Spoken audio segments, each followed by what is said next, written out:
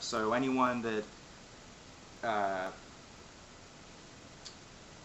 they're anti-government, rejecting federal authority in favor of state or local authority, kind of like how our founding fathers had set up a federal system of government in which there'd be balance between the state and the national government, versus say like a confederacy where the states have sovereignty over the national government. But what we're headed towards is a unitary form of government, in which you have the states being overpowered by the national government. And that's been something that's been going on since the very founding of our nation.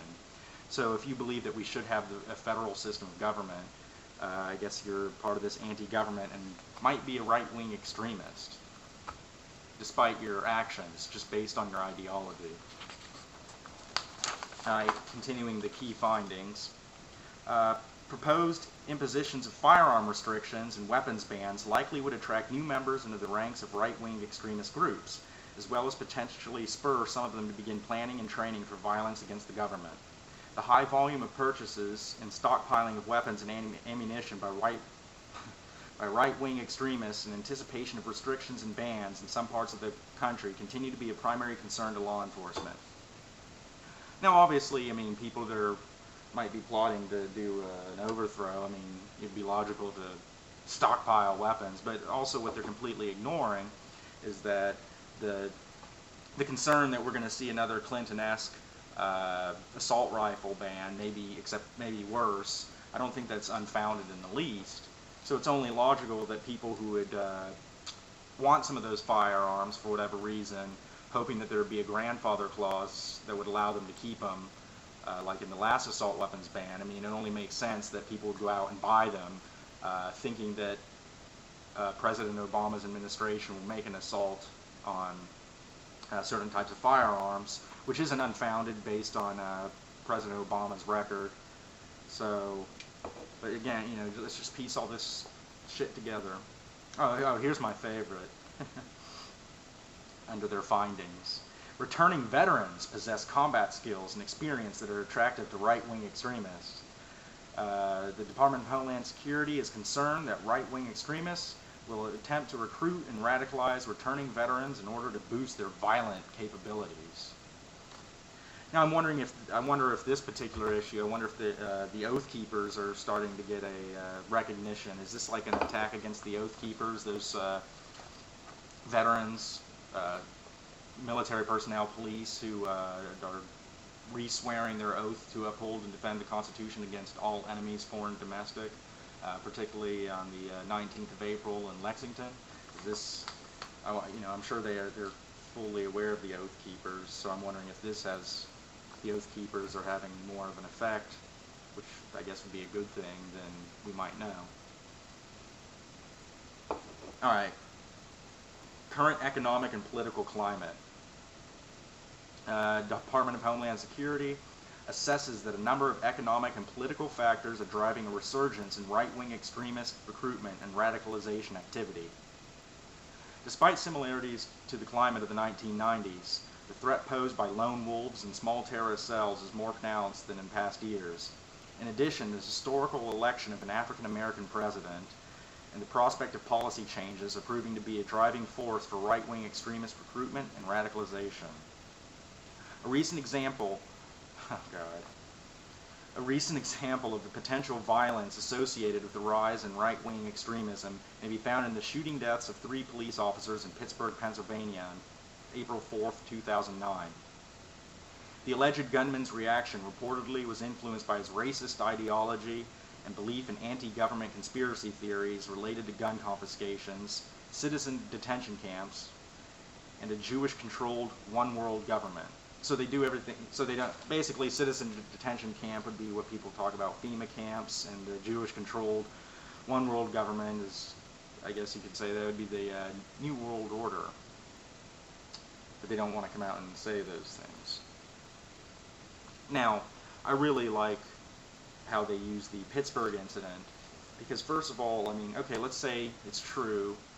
All they know is that somebody had said that he did have an anti-government stance. He feared that the government was going to go for firearm confiscation, but That does not mean that's what motivated his criminal act, and it was a criminal act. He wasn't the guy who tried to make the shot that was heard around the world and like start a glorious revolution. He was just a criminal. But the media was quick to pounce on the fact that he might have on the side that probably had nothing to do with his criminal act, was anti-government, feared firearm confiscation.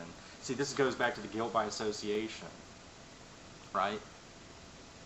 That's exactly what it is. Unless he comes out, and maybe he has, I don't know, unless he comes out and says, yeah, I did it because I thought they're going to take my weapons, then fine, but even then it doesn't reflect the ideologies of other patriots. And again, and of course they throw in the racist part. See, just like the MIAC report, they try to say that, you know, what is it, the Aryan nation is attracted to the militia movement. So while they're not saying that, you know, just because someone's in a militia is, you know, a racist, they are doing that guilt by association. And I've always said that racism has become a political weapon. I mean, just watch TV, just take note of it. What people who are against racism, well, I don't even know if it's just those people, but people tend to use it as a weapon. It kind of reminds me of the story of A Boy Who Cried Wolf, you know, where he kept tricking the village into thinking, you know, he was a shepherd watching the sheep, and he would keep tricking the village into thinking that a wolf attacked, and then he'd get a laugh on him. Finally, a wolf does come, and he, you know, cries for wolf, you know, cries wolf, and then everybody ignores him. Well, that's what's happening with racism, except, you know, people are ignoring it. It's a political weapon. I mean, anymore, it's like, I don't even know what racism is anymore. I mean, I think we're gonna have to, as a nation, define what racism is, because apparently, like, every swinging dick is a fucking racist, going by, you know, the amount of cries of racism. I'm not saying I support racism, but I think it hurts advancement in racial relations when its meaning is undermined so they can be used as a political attack tool. Because, you know, once you're branded as a racist in the political arena, anything you say is invalid. I mean, it's like the ultimate, it's like the nuclear weapon of personal attacks. So, again, they're not outright saying that, you know, okay, you know, these people are racist, but they're going by the guilt by association technique. Alright, so I'll continue.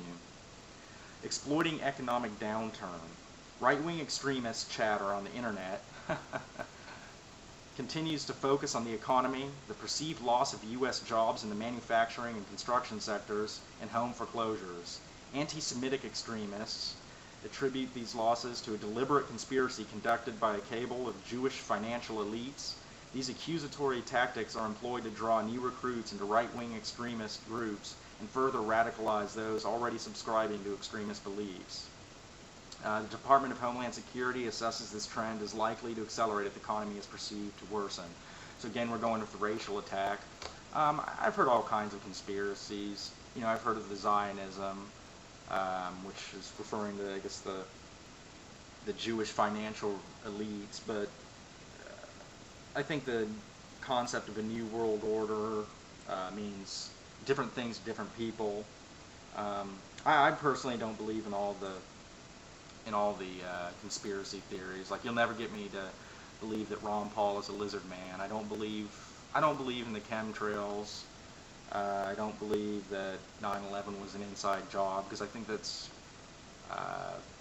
ignoring